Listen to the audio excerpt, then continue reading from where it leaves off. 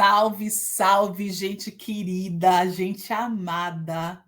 Nós estamos no programa Com Quem Estamos Juntos. E com essa nova edição do programa, o programa Mulher. Então, sempre na quarta quinta-feira do mês, nós vamos ter o programa Mulher, com temas diversificados que tem muito a ver com esse universo da mulher. Então, a gente está trazendo alguns temas que a gente considera importantes. E o tema de hoje é um tema muito gostoso. A gente vai falar de amor. Então, é muito importante que, para além dos temas ligados às lutas, às reivindicações, aos direitos, às ocupações das mulheres, mas que a gente também possa falar de amor, possa falar de amar, né? Esse verbo tão importante para a nossa vida. Então, hoje, o nosso programa traz esse tema e eu vou estar aqui junto com uma irmã da comunidade Bremen, que é a Alexandra, diretamente do Uruguai, com a gente hoje nesse programa. Seja bem-vinda. Oi, boa noite, boa tarde. Eu sou Alexandra, na comunidade Bremen. Eu sou colombiana, mas moro em Uruguai há 4 anos. Para mim, uma alegria estar aqui com vocês. E a nossa convidada de hoje, né, que vai falar um pouco para a gente, vai conversar um pouco com a gente sobre esse tema tão bonito, o tema do amor, mas Selma Maia.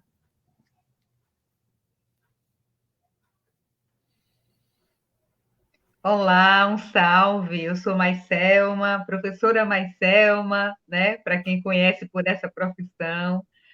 Sou residente aqui em Amargosa, na Bahia, militante, infinitamente militante das nossas causas sociais, sobretudo das causas negras. Estou na coordenação de um programa de extensão que é o meu xodó, que é o Cafuné. Faço questão de demarcar esse lugar afetivo, de construir e viver ciência, e também integrante da rede Afroquilomba. Muito bem-vinda. É uma alegria para mim enorme estar nesse programa com quem estamos juntos, porque você é de verdadeiramente essa pessoa que eu posso considerar que estou sempre juntos. Então, bem-vinda, Marcelma, bem-vinda. E já vou lhe perguntando, para a gente começar o bate-papo, qual é a importância de falar de amor para você?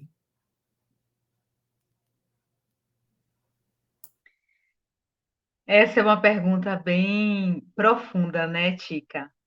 A gente pode chamar Tica, né? Porque eu estou bem em casa também com você. Estou feliz de estar aqui, da gente estar conversando um pouco sobre isso e, de alguma forma, estar estendendo, né, para o mundo um pouco das nossas vivências.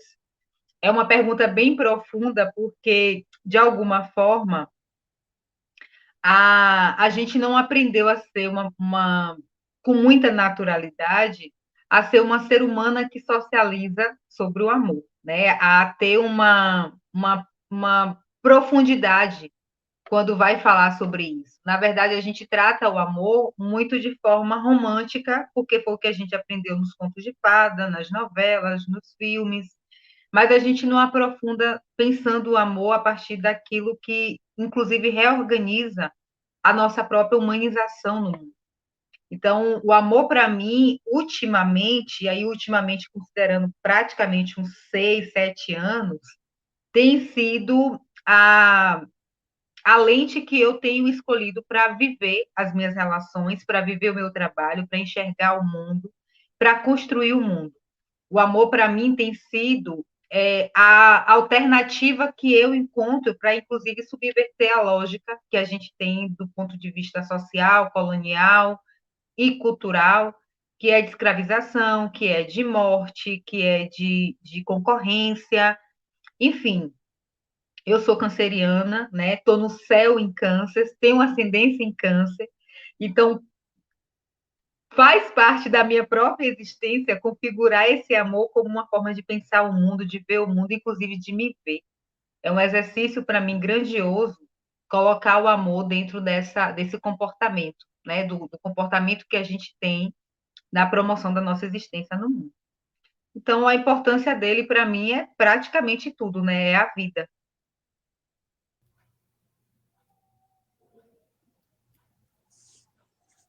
Bom, querida Maiselma, eu também tenho uma pergunta para você. E para você, que é o amor?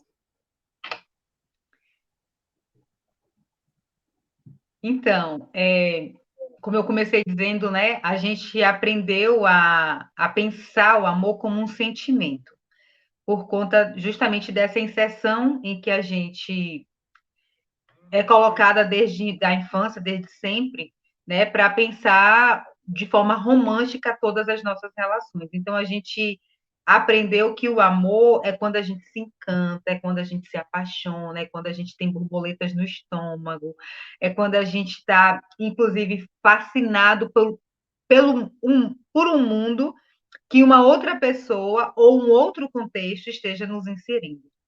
E aí a gente tem visto, inclusive, muitos casos de pessoas que matam por amor, que morrem por amor.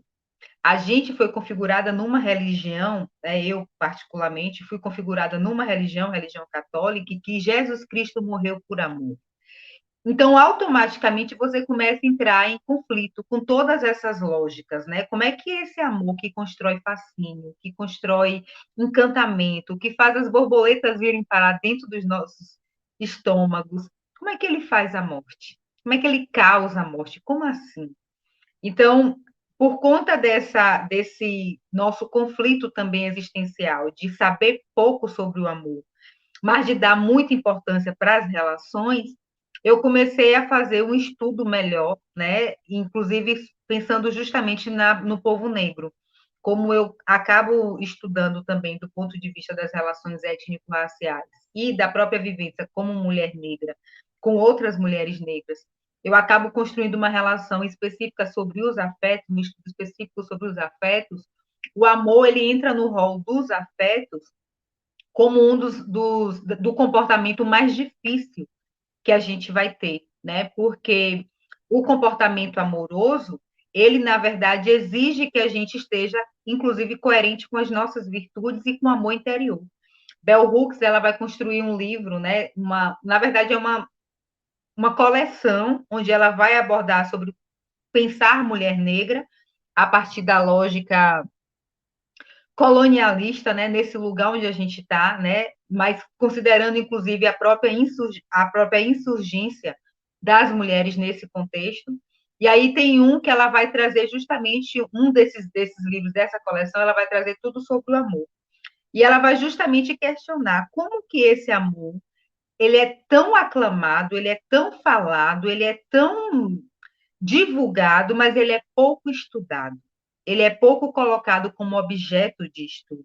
O professor Renato Nogueira, também que é da filosofia e estuda especificamente as filosofias africanas, ele vai fazer 2 livros que eu acho que são interessantes, que é para a gente pensar como é que a gente lida, inclusive, com essa perspectiva, considerando tanto a dimensão feminina da nossa existência, e também considerando as histórias que existem em torno dessa configuração que é o amor, né? O livro e um dos livros, os 2 livros que eu acho que são interessantes também para a gente pensar sobre, que me ajudou a pensar sobre essa questão, né? O que é o amor, é Porque Amamos e Mulheres e Deusas, que ele vai trazer narrativas de diversas culturas no mundo para falar, inclusive, sobre a personificação das mulheres. O que é que esse feminino fala sobre as relações, sobre a criação do mundo, sobre trabalho, sobre amor, enfim. E aí, no Porquê Amamos, ele traz uma questão que é muito interessante e que casa, inclusive, com uma definição que a Bell Hooks também vai apresentar no Tudo sobre o Amor, né? Ele vai dizer que todas as nossas narrativas, a partir da análise que ele faz também de Rampa Tebá, ele vai dizer que todas as nossas narrativas, elas não são construídas somente com palavras, mas com todos os sentidos, com gestos, com cheiros, com olhares, com toques. Então, essas narrativas também descrevem o amor, elas também apresentam a nossa forma de amar. Bell Hooks, ela vai utilizar de um conceito que também está muito aclamado dentro dos best-sellers, né? A gente vai ter vários livros de autoajuda, uma bibliografia imensa daquilo que é configurado como autoajuda para falar sobre as relações. E dentre umas, ela traz justamente uma que fala um pouco desse comportamento. O amor é aquilo que o amor faz. Então, se o amor mata, ele já não é amor assim, né? Porque o amor não é, ele não pode causar o encantamento a ponto de querer destruir a outra vida. Então, quando eu olho para outra pessoa, para a pessoa que me causa fascínio, eu tenho que aprender também a olhar para mim. Tem um capítulo que ela fala, né? Construindo o amor interior. A gente só consegue garantir que esse espelho ele esteja equilibrado se eu olho para outra pessoa com o mesmo respeito que eu me olho.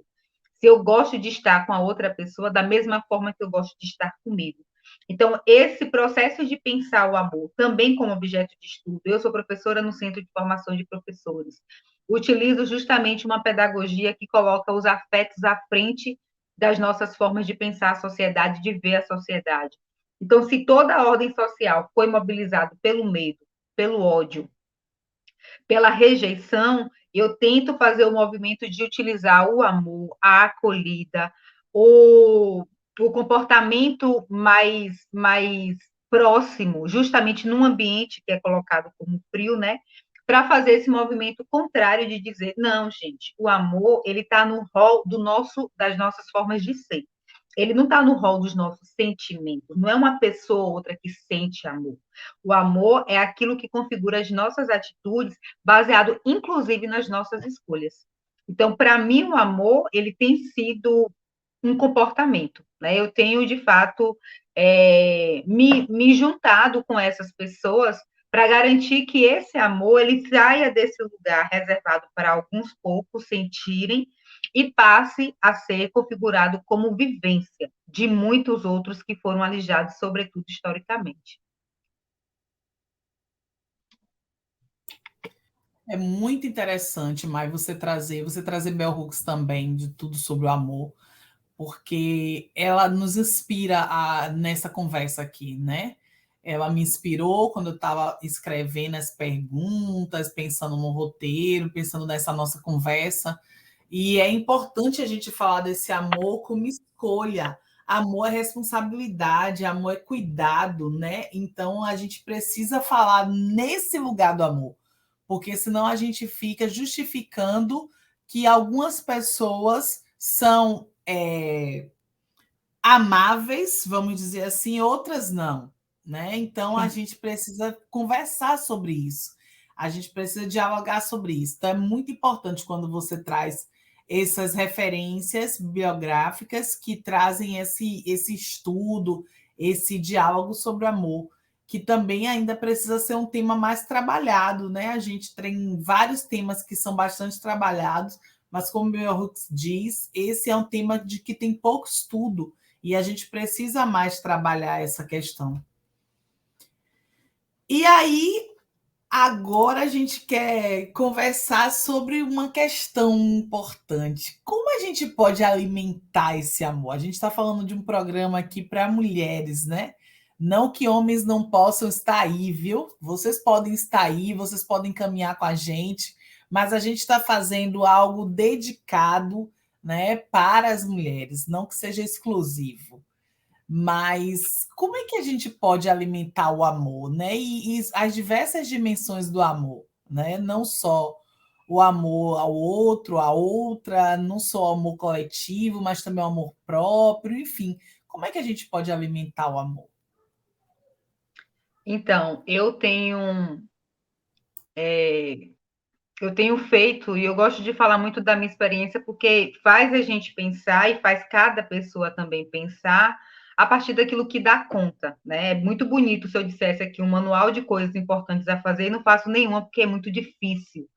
Mas dentro do que eu dou conta para fazer, o que eu tenho feito para que para que esse amor seja alimentado cotidianamente na minha vida, é cada dia, todos os dias, em todos os momentos, afirmar ele para mim. É fácil para mim amar e ser amada. Todos os dias eu tenho um processo meditativo, então eu acordo, eu faço questão de acordar com pensamentos positivos, com frases positivas, e diante das situações que eu vou enfrentando, eu volto para mim e digo para mim aquilo que eu quero configurar como uma verdade. Eu sou uma pessoa amorosa. Eu sei ser amorosa, eu sei colocar ternura nas minhas palavras, eu sei ser dura quando é necessário, eu sei pedir desculpa. Então, eu tenho que dizer o tempo todo para mim aquilo que muitas vezes a gente não ouve com facilidade nos nossos contextos, né? A gente tem um contexto, o Tica falava aí, o quanto que é difícil dialogar sobre isso, porque o amor, ele fala diretamente sobre coisas que a gente prefere colocar milhões de coisas em cima, né? Vários assuntos em cima. Muitas vezes a gente passa por um processo de um machucado em alguma relação, seja no trabalho, seja na família, seja em relação afetivo-sexual. A gente passa por um machucado e o jeito que a gente tem de construir o curativo para esse machucado é fingir que ele não aconteceu e partir para a próxima. Seguir a vida, deixar a vida me levar. Né? Então, quando eu não falo sobre isso, quando eu não consigo expressar, quando eu não consigo sentir, inclusive, o que o machucado, por que, eu me senti machucada, quando eu não consigo olhar para isso com atenção, eu praticamente negligencio a minha capacidade, inclusive, de me amar, de me respeitar no meu momento de luto, no meu momento de dor, no meu momento de inquietação, né? Porque a gente não é alegria 100%, a gente não é felicidade o tempo todo. Tem um momento dentro da gente que pede que a gente tenha calma, que pede que a gente tenha paciência, que pede que a gente se ouça. Então, alimentar o amor é justamente perceber quem é mais Selma inteira, né? Como é que eu penso o meu corpo físico, o meu corpo espiritual, o meu corpo emocional, o meu corpo social, coletivo, nas minhas relações, enfim, como é que eu consigo lidar com a raiva? Como é que eu consigo lidar com o ódio? Com alguém querendo me fazer carinho. Muita gente tem dificuldade de receber amor porque não tem isso como uma prática na vida pessoal, né? Na vida da família, nas relações. Então, de alguma forma, alimentar o amor significa, inclusive, alimentar o respeito por si, a generosidade por si. Eu sou muito dessa perspectiva de entender que a gente consegue, na verdade, construir uma prática social melhor quando a gente também consegue olhar para a gente, para o nosso espelho, e garantir que a gente seja melhor conosco mesmo. A gente se cobra muito, a gente se pune muito, e, assim, querendo ou não, muito da nossa construção cultural, ela também está ancorada no cristianismo, que é uma religião que faz a gente se sentir culpado, inclusive, pela morte de Jesus. Então, a gente tem sempre uma eterna dívida a pagar. Aí a gente vai e nasce numa família também que é um pouco empobrecida, e os pais sempre estão ali dizendo para a gente: não, eu estou dando um estudo para vocês, que é para vocês serem alguém na vida. Aí quando vocês, né, são alguém na vida, a gente vai e fica com aquela dívida para pagar os nossos pais. Então é como se a gente sempre estivesse carregando um peso nas nossas costas de ser quem somos. E eu penso que o amor, quando a gente acaba tendo o espelho como uma referência, o amor, ele faz com que a gente olhe para a gente com generosidade. Gratidão, meus pais. Gratidão, Jesus, pelo seu caminho, por ter escolhido, inclusive, viver a libertação dessa forma. Eu estou honrando a minha família, o esforço da minha família, sendo feliz nas minhas escolhas, sendo feliz sem machucar outras pessoas, sendo feliz estando disposta para viver relações saudáveis, construindo para mim uma relação de cuidado, né, de saúde. É um exercício alimentar o amor, porque do ponto de vista do que eu estou trazendo, o amor é um comportamento. Então, se eu não educo o meu comportamento, a minha conduta, a ser uma conduta amorosa, eu vou esperar que, de fato, venha o príncipe encantado ou o salvador da pátria, que faça todas as mudanças necessárias. E eu nunca que vou conseguir alcançar aquilo que eu desejo, porque parece que está tudo muito longe, é fora de mim. Né? E enquanto comportamento, sou eu que preciso construir um comportamento amoroso para que ele possa também, inclusive, inspirar outras pessoas. Porque quando a gente se ama, quando a gente alimenta sentimentos bons, as pessoas querem estar perto da gente. Geralmente a gente está querendo sempre estar perto de quem está muito bem, de quem está feliz, de quem está no seu bem, no bem da sua vida. Então, automaticamente, a gente também vai começar a construir inspirações para que outras pessoas também possam, no seu caminho, no seu jeito, na sua forma, construir também uma prática amorosa na própria vida, né?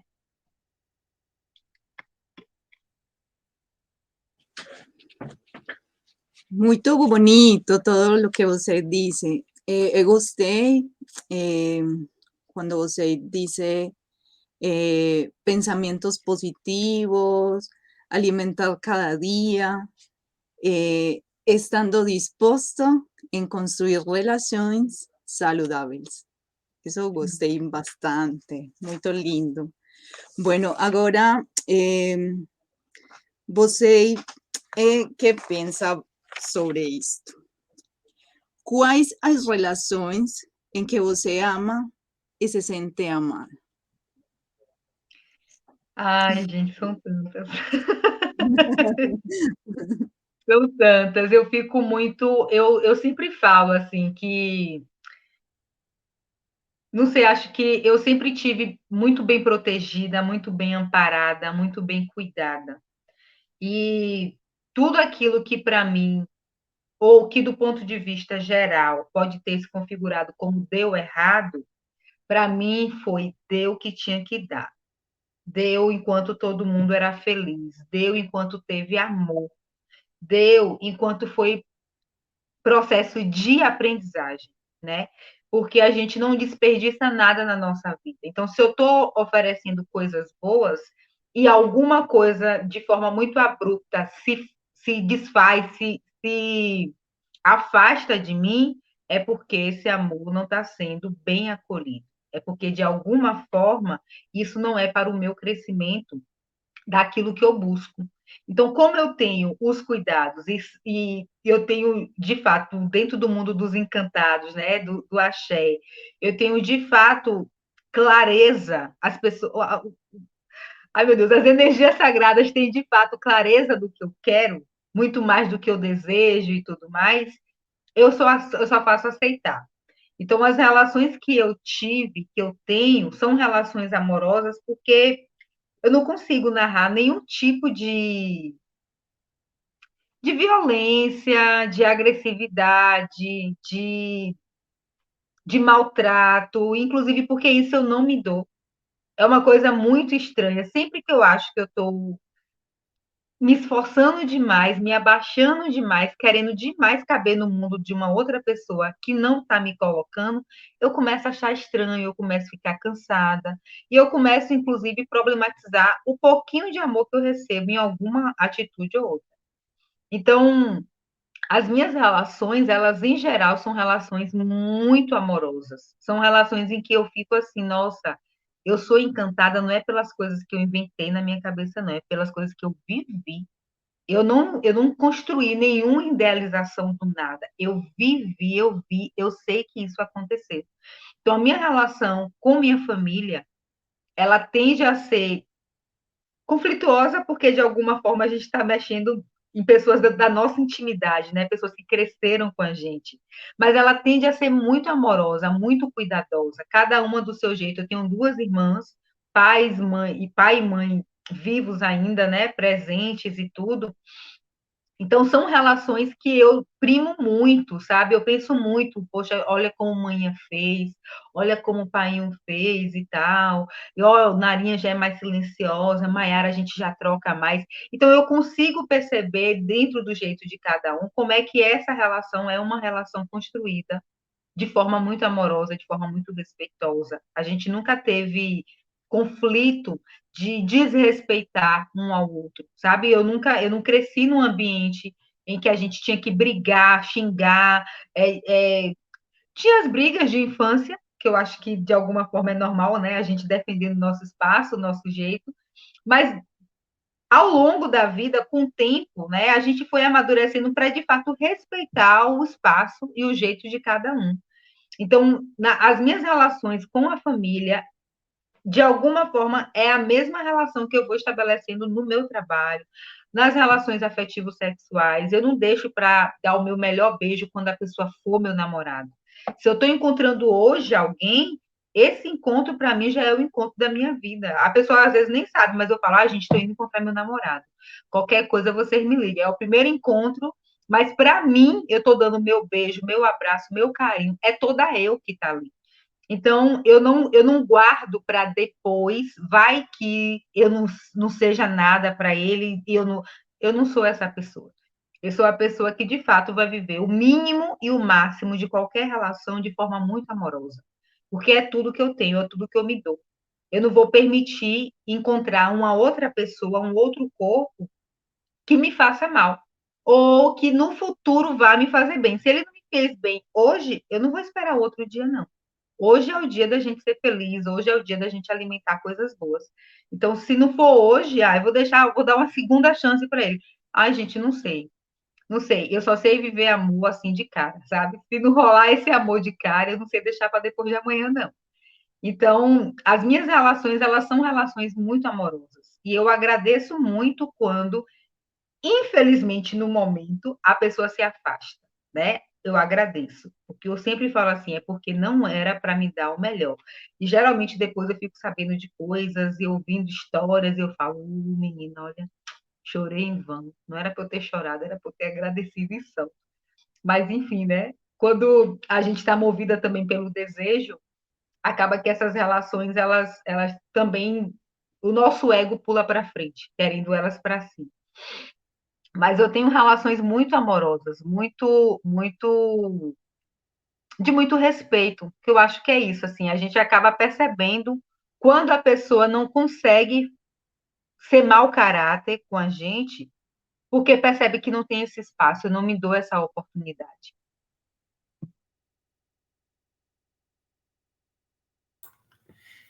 E é interessante também a gente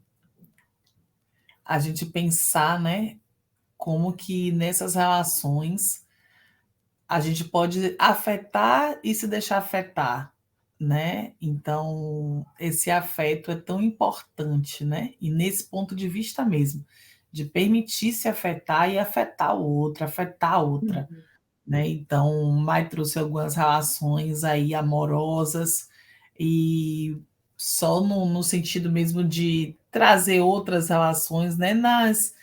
Nos coletivos que a gente atua também, né? Mai participa de um, inclusive o afeto é base, né, para o trabalho do Cafuné, né?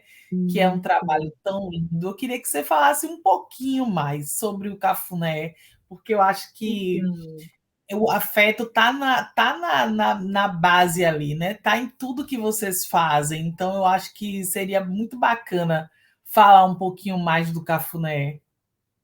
é que eu falei nessa relação com o trabalho, é que a gente acaba, eu acabo entendendo tudo como trabalho, mas quem está de fora às vezes não faz essa mesma leitura porque não acompanha. Mas o Cafundé é um programa de extensão que, de fato, surgiu desse meu processo de estar inserida, inclusive, no movimento negro, né? Mas de construir uma relação mais insurgente.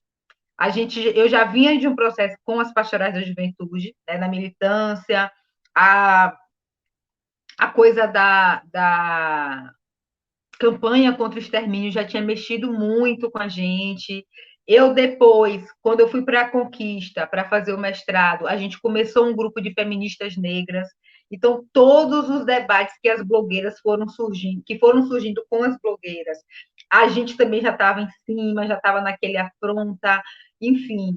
Quando eu venho para a universidade, as alunas elas começam a me interpelar. Mai, vamos fazer um grupo de estudo, vamos falar sobre solidão da mulher negra, vamos falar sobre colorismo, vamos falar sobre feminismo, mulherismo, o que é isso? A gente precisa estudar. E aí eu começo a pensar em um grupo em que a gente não fale só disso, né? Eu falo assim, eu quero fazer um grupo para que a gente possa conversar, mas eu quero que o grupo sirva para a gente viver além, que eu já estava cansada de ficar em torno das nossas dores.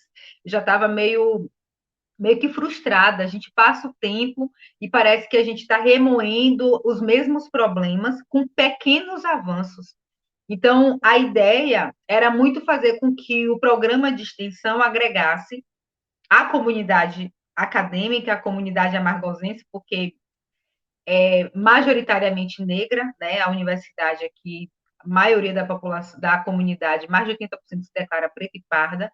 Então, de alguma forma, tem uma comunidade também que é sedenta para ouvir falar sobre isso, mas também que garantisse um pouco daquilo que a gente fez, para além do que a colonização fez com a gente, como o Fanon traz, né? A pessoa negra, o sujeito negro é o sujeito colonial, mas eu sou ser humana. Então, enquanto ser humana, nessa existência, como é que eu consigo rezar? Como é que eu consigo comer? Como é que eu consigo dançar? Como é que eu consigo sorrir? Como é que eu consigo me relacionar com a natureza? Então, essa para mim era uma dimensão importante, reconfigurar a nossa existência com outro processo de reumanização.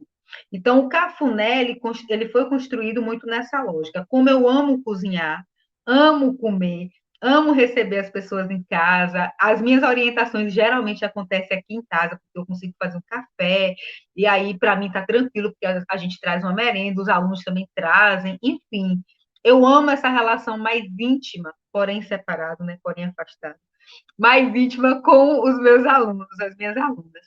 E aí eu falei, vamos fazer uma cozinha dos afetos para universitárias negras. Por quê?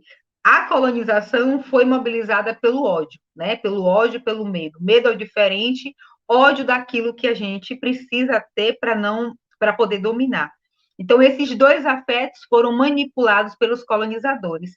Eu quero reconfigurar esse processo de reumanização nossa, pelos afetos que os alimentos nos produzem. Ninguém come infeliz.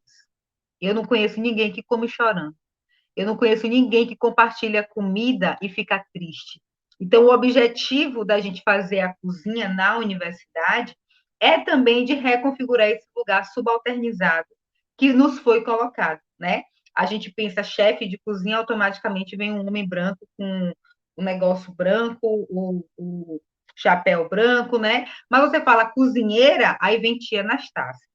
Então, você constrói uma imagem de superior e inferior a partir desse lugar social e cultural, e dentro da universidade não é diferente. Então, o movimento de fazer a cozinha dos afetos é levar essa cozinha para o centro e dizer, para além do que fizeram com tia Anastácia, a gente constrói comida deliciosa, a gente compartilha dos melhores afetos. A cozinha é o lugar onde os agregados se reúnem para fazer as fofocas, para compartilhar estratégias de guerra, para construir um quilombo.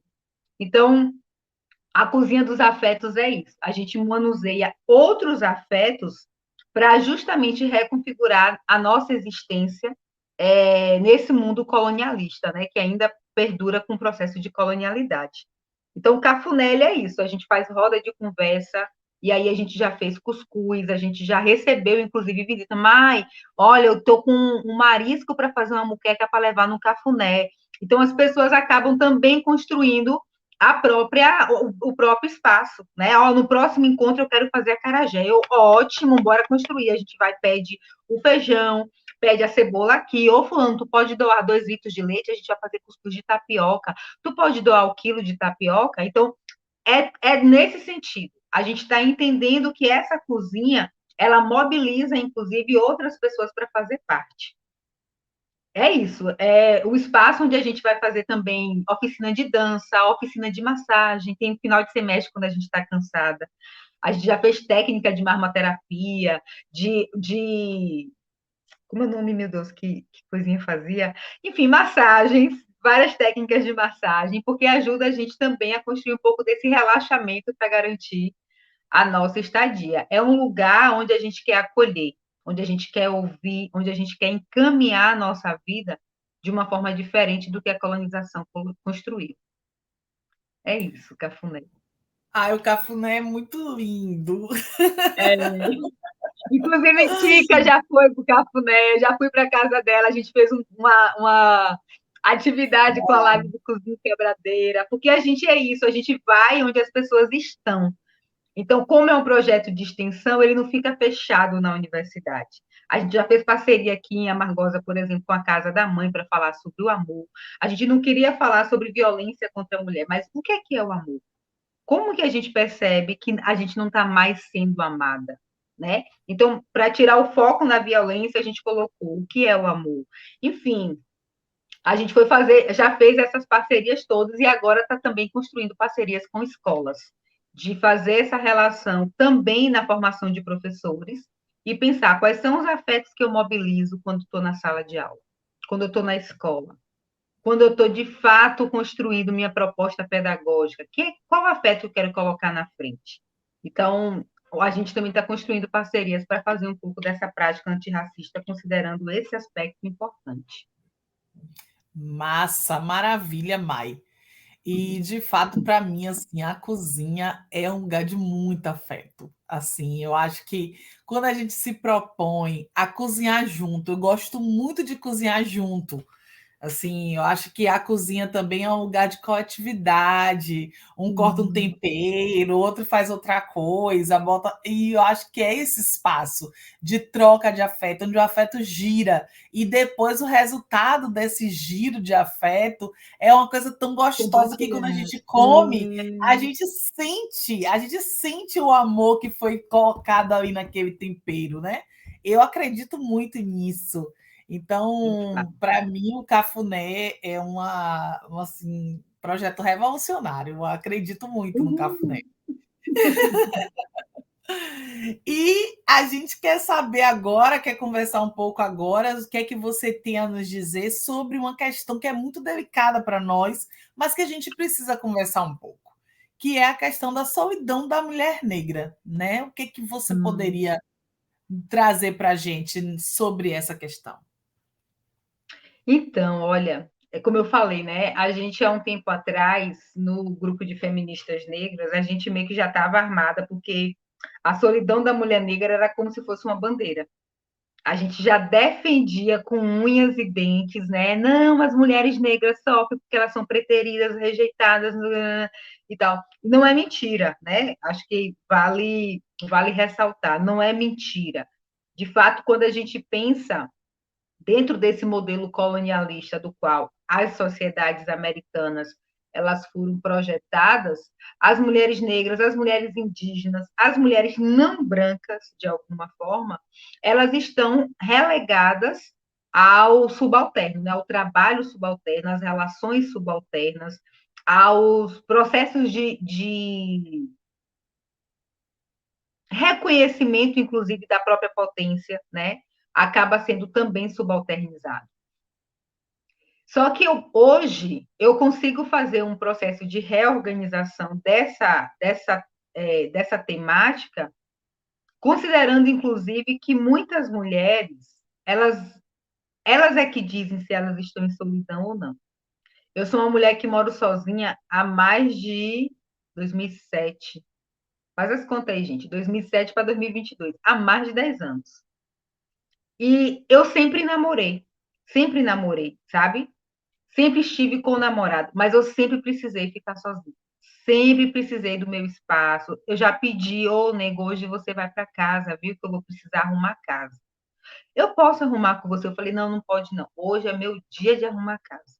Eu preciso do meu espaço, do dia que eu paro, que eu respiro, que eu sinto a casa limpa, do meu jeito, que eu acordo e falo, ai, que energia boa, que bom estar aqui, que eu leio, que eu sento na TV e assisto um filme. Eu preciso desse lugar comigo, porque a minha companhia, para mim, também é importante. Então, eu penso que é muito isso, assim. Hoje, eu poderia dizer que a solidão da mulher negra está muito mais relacionada à falta de um autoconhecimento do que a somente o preterimento social, o preterimento da outra pessoa que não nos quer. Porque isso é um dado da realidade para as mulheres não brancas, né? Mas se a gente pensa que em algum processo, em vários processos de relacionamentos, sobretudo de como os casamentos eles foram feitos no Brasil, como as famílias foram construídas no Brasil, a gente começa a entender que estar numa relação doentia só para dizer que está casada não significa que você não está em solidão. Ou está num casamento, mesmo que bom, mas onde você faz tudo e se desdobra para manter a relação sozinha, não significa que você não esteja em solidão. Que a solidão não está relacionada com a presença física de alguém, mas a sensação de que eu sei que eu posso contar, independente da pessoa estar aqui ou não. Então, eu penso que a solidão, hoje, está muito mais atribuído a uma falta de generosidade da gente com a gente mesmo, e aí eu estou falando a gente com a gente mesmo, mulheres não brancas, né? A gente com a gente mesmo, com o processo de autoconhecimento, com a necessidade também que a gente tem de projetar a nossa vida pensando no príncipe encantado, na princesa, nos contos de fada, naquilo que foi projetado como ideal de família, enfim, mas a gente esquece de pensar, inclusive, a nossa própria realidade, a nossa própria família. Como que a minha família foi constituída? Foi por amor?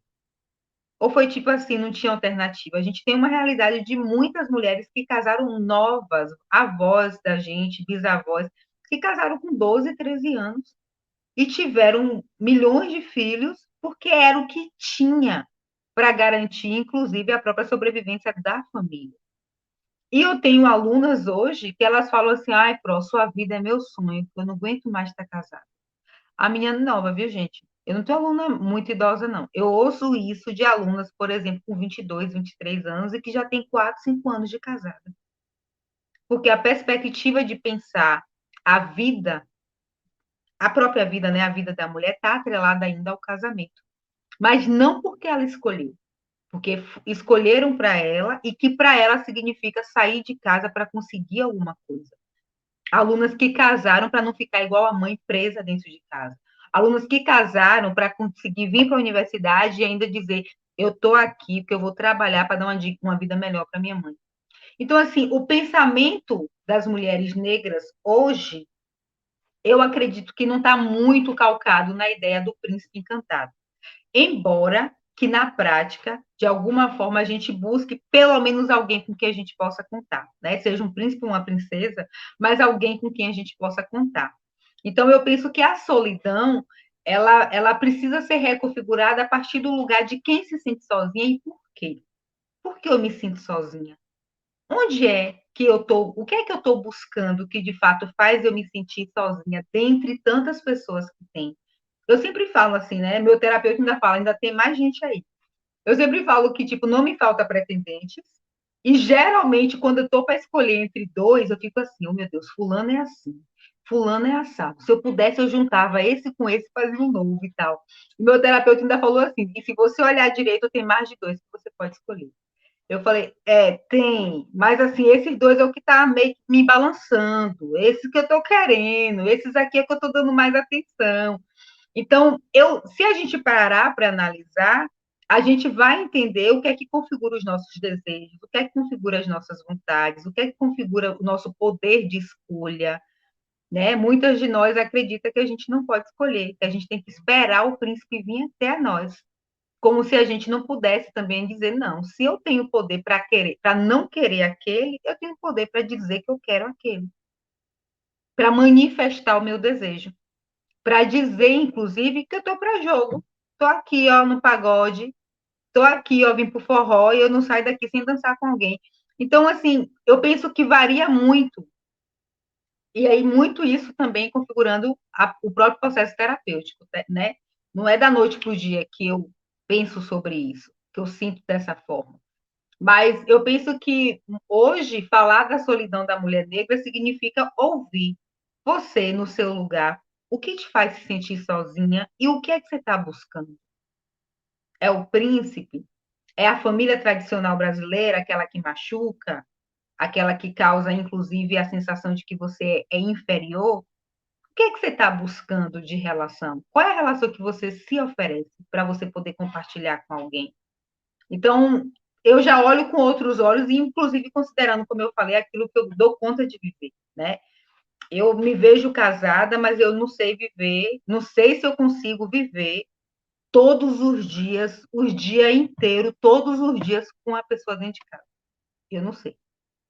Mas eu me vejo namorando, porque eu amo namorar.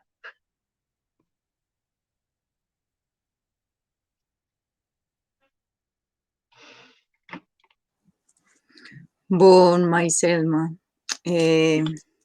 eu quedei pensando,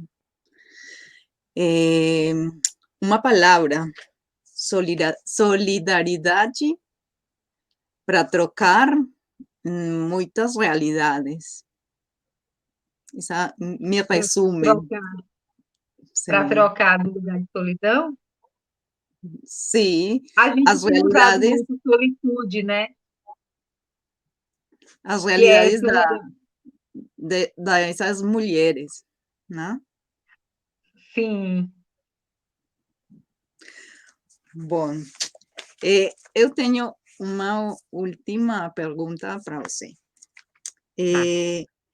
Qual é a mensagem que você pode deixar para as mulheres que os acompanham neste programa? Ai, como a gente está falando de amor, eu acho que seria mesmo aquilo um pouco dessa síntese, né? De que tipo de amor que eu estou me oferecendo. Eu acho que, de alguma forma, é um desafio para a gente muito grande colocar o amor no nosso comportamento, mas não é impossível. E o resultado sempre é muito gratificante, sempre é muito bom, sempre é muito. Nossa, gente, olha, não tem coisa melhor no mundo do que você acordar com a sensação de que você está bem cuidada, sabe? De que você está amparada e que você pode oferecer isso a outra pessoa. Então, para mim, o recado que eu consigo dar hoje é o mesmo recado que eu consigo dar, inclusive, todos os dias para mim mesma. É muito fácil amar e ser amada. É muito fácil amar e se deixar ser amada. Então, esse recado é uma mensagem que todo dia eu estou repetindo para que a gente não caia nessa falácia de que o amor não é para mim, o amor é para todas as pessoas. Mas eu preciso também abrir o meu coração para fazer ele se sentir acolhido dentro da minha casa, essa casa corpo que sou eu, sabe? Então, construir um comportamento amoroso pede que a gente se abra para acolher o amor. Quando a gente acolhe o amor na nossa vida, tudo que a gente faz acaba tendo um pouco da nossa pitada amorosa, né? Até quando a gente é dura, grossa, depois você fala e fala, ai, não eram as palavras que eu queria usar, então isso vai me fazer eu pedir desculpa. Isso vai me fazer eu voltar e falar, me desculpa porque eu fui grossa, me desculpa porque eu deixei a raiva falar primeiro, me desculpa que eu usei aquela palavra, eu não gosto dela, mas saiu no impulso. Então, é possível amar e ser amada. É possível olhar para mim todos os dias com generosidade. É fácil eu olhar para mim com generosidade. É fácil eu amar e ser amada. E eu saber a sensação de ser amada. E quando não tiver amor, eu levantar e ir embora, como Nina Simone fala, né? Se o amor não estiver sendo servido, a gente levanta da mesa e sai. Então, eu acho que o recado é mais esse exercício, né? Que a gente consiga, de fato, colocar amor em nossos comportamentos. Agora, nós vamos escutar um pouquinho a palavra do nosso irmão, amigo, querido Marcelo Barros. Nós vamos escutar um pouco da palavra dele sobre esse tema de hoje, sobre o nosso programa de hoje. E daqui a pouquinho a gente volta. Queridos irmãos e irmãs, se há um horizonte que a humanidade inteira descobre por isso ou por aquilo, que é a vocação humana mais profunda, é o amor. Todas as tradições espirituais, de uma maneira ou de outra, o budismo diz que o objetivo do processo que nos leva à budeidade, quer dizer, a iluminação, é a compaixão.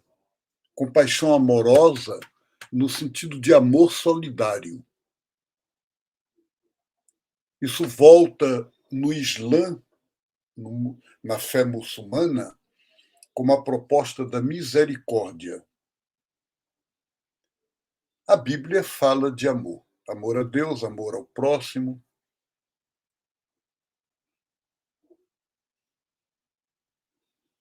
A primeira carta de João diz: nós somos aqueles e aquelas que acreditamos no amor. Deus é amor. Quem vive o amor vive em Deus. E Deus vive na pessoa. É o capítulo 4 da primeira carta de João. Claro que a pergunta toda que vocês podem me fazer é a pergunta que percorreu esse programa todo. O que é o amor? E há pessoas que identificam o amor com o sentimento, a paixão, a carência afetiva. Outras pessoas dizem não, o amor é postura, é atitude de vida, é movimento, é política. E é lógico que o amor recobre, quase que como se pode dizer, se estende por diversos campos e diversos níveis. A biologia diz que até os organismos microscópicos, as células do nosso organismo, elas se articulam, elas se relacionam, elas entram numa relação de amor para provocar vida. Nós somos, então, produtos do amor e somos permanentemente agentes de amor. E se fosse possível, a finalidade, o objetivo de uma conversa como essa não é dizer a ninguém que amor é importante, que isso todo mundo sabe, mas é dizer, vamos aprimorar nossa forma de amar, vamos optar, de modo que o amor não seja só algo natural que eu tenho, porque desde que nasci eu sou uma pessoa que ama, mas eu optei por esse caminho, eu o purifico, eu o alimento, eu o aperfeiçoo, de tal maneira que a vida da gente seja uma contínua obra de amor e aquilo que a gente faz na vida gere um mundo de amor. E aí sim nós vamos poder dizer, não somente como diz a carta de João, nós somos as pessoas que acreditamos no amor, mas podemos dizer que tornamos o amor algo acreditável. Porque eu, você, certamente, nós todos convivemos com pessoas, com o mundo, com a sociedade, que parece não acreditar mais no amor. Amor, amor mesmo. Há poucos dias, um jovem ao qual eu tentei ajudar, dizendo, olha, te abre e tal, ele me disse, não existe nada no mundo gratuito, tudo tem seu preço. As pessoas têm preço, as coisas têm preço, a vida tem preço. O que ele estava me dizendo é, eu não acredito no amor. Claro que, no fundo, ele estava dizendo, eu não acredito com angústia, porque lá dentro do coração tem algo dentro de nós que se recusa a não acreditar. Porque não acreditar no amor é não acreditar na possibilidade de vida humana digna. Então ele acredita sim, embora não saiba que acredita. Talvez até nem queira acreditar por causa de todas as decepções, de todas as angústias, de todos os problemas que já sofreu. Mas como viver sem crer e sem apostar no amor, gente?